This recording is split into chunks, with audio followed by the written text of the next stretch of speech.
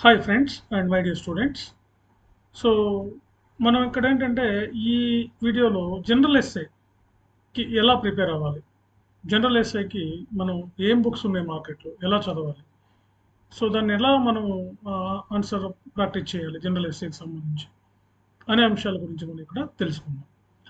అయితే మీరు కొత్తగా చూసేవాళ్ళు అయితే ఛానల్ సబ్స్క్రైబ్ చేయండి, లైక్ కొట్టండి. Okay, right. మరి జనరల్ ఎస్ఏ మరి ఎలా ప్రిపేర్ అవ్వాలి, దీనికి మార్కెట్లో ఏమైనా బుక్స్ ఉన్నాయా? ఎక్కువ మందికి ఇది ఒక పెద్ద సమస్య, ఇది ఒక పెద్ద ప్రాబ్లం. ఎక్కువ మంది అడుగుతూ ఉంటారు మా దగ్గర కోచింగ్ తీసుకుని. సివిల్ సర్వీసెస్ ప్రిపేర్ అయ్యే వాళ్ళు, సివిల్స్ ఆస్పిరెంట్స్ కూడా సార్ జనరల్ ఎస్ఏకి ఏదన్నా బుక్ చెప్పండి అంటారు. సో జనరల్ ఎస్ఏకి మార్కెట్లో ఏ బుక్ లేదు, ఉన్నా చదవకూడదు. జనరల్ ఎస్ఏ అనేది మీరు ఓన్గా ప్రిపేర్ అవ్వాల్సిందే, ఓన్గా రాయాల్సిందే. ఏం చదువుతారండి? ఎందుకు జనరల్ ఎస్ఏ మీరు ప్రిపేర్ అయ్యేది? ఎందుకు మీరు ఏం బుక్స్ చదివి ప్రిపేర్ అవుతారు? మీరు రోజు న్యూస్ పేపర్ చదువుతున్నారు కదా, ఎడిటోరియల్స్ చదువుతున్నారు కదా, మ్యాగజైన్స్ చదువుతున్నారు కదా, న్యూస్ వింటున్నారు కదా, మీకు కాస్త కూస్తో అనలిటికల్ స్కిల్స్ ఉంటాయి కదా, ఆ విశ్లేషణాత్మకంగా రాసేటువంటి ఆ స్కిల్స్ ఉంటాయి కదా, మీకు అనాలిసిస్ ఉంటుంది కదా. ఎందుకు బుక్ చదివేది? బుక్ చదివి రాస్తే జనరల్ ఎస్ఏ అనరు, జనరల్ ఎస్ఏ ఇది. అంటే మనకున్న పరిజ్ఞానంతో, మనకున్నటువంటి ఐడియాలజీతో, మనకున్నటువంటి విశ్లేషణతో, మనకున్నటువంటి ఆలోచన విధానంతో రాసేదే జనరల్ ఎస్ఏ. సో మనకి ఇప్పుడు సివిల్ సర్వీసెస్ గ్రూప్ వన్లోకి వచ్చేసరికి social, economic and political and technological issues మీద జనరల్ ఎస్ఏస్ అడుగుతూ ఉంటారు. అంటే economy, politics, science and technology and social, సామాజిక సమస్యల మీద జనరల్ ఎస్ఏలు అడుగుతూ ఉంటారు. అయితే ఇటీవల మనకి సివిల్ సర్వీసెస్లో మనం చూస్తే రిఫ్లెక్టివ్ ఎస్ఏస్ అని అడుగుతున్నారు. ఈ రిఫ్లెక్టివ్ అంటే ఏంటి? మనం ఆలోచన విధానాన్ని ప్రతిబింబించే వ్యాసాలు అని అర్థం. మన ఆలోచన విధానం ఇచ్చినటువంటి ఎస్ఏకి మనం రిలవెంట్గా మన ఆలోచన విధానం, మనకున్న పరిజ్ఞానంతో, మనకున్నటువంటి అవగాహనతో మనం లోతుగా ఆలోచించి మనం దానికి ఆ సమస్యాత్మకమైనటువంటి అంశానికి తగినటువంటి సూచనలు, సలహాలతో, ఉదాహరణలతోటి మనం ఒక విశ్లేషణాత్మకంగా రాయడాన్నే మనం ఈ రిఫ్లెక్టివ్ ఎస్సేస్ అంటాం.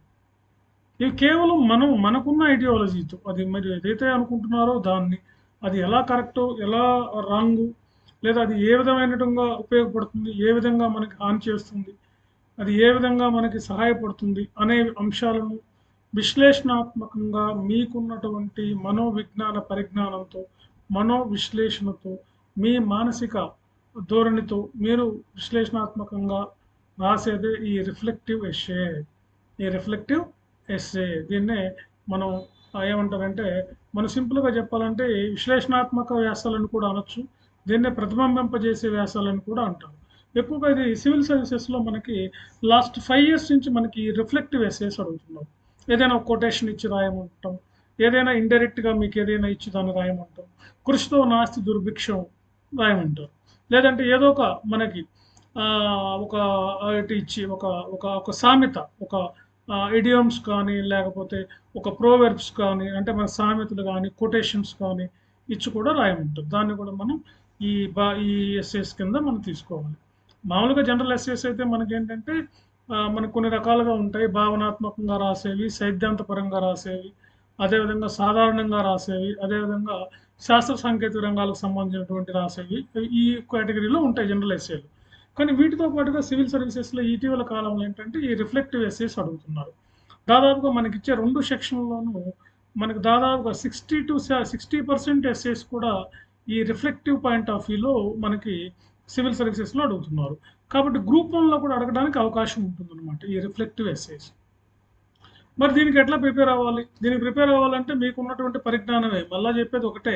మీకున్నటువంటి న్యూస్ పేపర్ నాలెడ్జి, మీకున్నటువంటి ఆ ఇచ్చిన టాపిక్ మీద మీకున్నటువంటి ఐడియాలజీ, ఉమెన్ ఎంపవర్‌మెంట్ మీదే ఇచ్చారనుకుందాం, ఈ టెర్రరిజం మీదే ఇచ్చారనుకుందాం, లేకపోతే ఈ గ్లోబల్ వార్మింగ్ మీదనో, ఈ స్టెమ్ సెల్స్ మీదనో, లేకపోతే మీకు సంబంధించి ఇంక ఏదైతే బర్నింగ్ ఇష్యూస్ ఉంటాయో, మనకు ప్రెజెంట్ ఎన్విరాన్మెంటల్ ఇష్యూస్ ఉన్నాయి.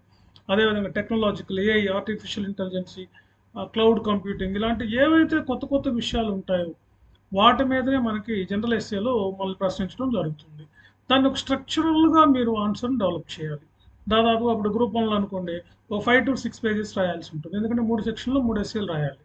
సివిల్ సర్వీసెస్లో అయితే 2 రాయాల్సి ఉంటుంది. ఒక్కో దానికి 125 మార్క్స్, 125 మార్క్స్. సో కాబట్టి దీనికి మార్కెట్‌లో ఏ బుక్స్ అవసరం లేదు. మీ కంటెంట్ మీ దగ్గరే ఉంటుంది.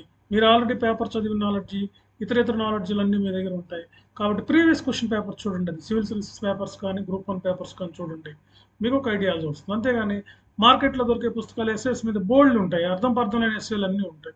ఏవో చిన్న చిన్నవి ఎప్పుడో 50 ఇయర్స్ బ్యాక్ నుంచి ఉన్నటువంటి ఎస్సేలన్నీ కూడా ఏవో చిన్నవి ఉంటాయి. మీరు 6th క్లాస్, 7th క్లాస్‌లో రాసి ఆ టైప్‌లో అయితే గ్రూప్ 1 సివిల్ సర్వీసెస్‌లో రావు. కొంచెం టఫ్‌గానే ఉంటాయి. చెప్పా కదా! రిఫ్లెక్టివ్ మోడ్ ఆఫ్ ఎస్సేస్ ఉంటాయి. ఆ పాయింట్ ఆఫ్ వ్యూలో ఎస్సేస్ ఉంటాయి కాబట్టి మీరు వాటి మీద దృష్టి పెట్టండి. ప్రాక్టీస్ చేయండి. ముందు టెస్ట్ సిరీస్ రాయండి. ఎస్ఏఎస్‌కి లేదంటే గైడెన్స్ తీసుకోండి. మెంటర్‌షిప్ తీసుకోండి. లేదా గైడ్‌లైన్స్ తీసుకోండి. లేదంటే వీలైతే కోచింగ్ తీసుకోండి. లేకపోతే ఇక ఫైనల్‌గా టెస్ట్ సిరీస్ అన్నా రాయండి. అట్‌లీస్ట్ మీరు మెయిన్స్ ఎగ్జామ్ రాసే నాటికి అది సివిల్స్ అయినా కానివ్వండి, గ్రూప్ 1 అయినా కానివ్వండి. అట్‌లీస్ట్ మీరు ఒక 30 ఎస్సేస్ అయితే మినిమమ్ రాయాలి మీరు. 30 ఎస్సేస్ రాస్తే గాని మీరు రేస్‌లో ఉండరు.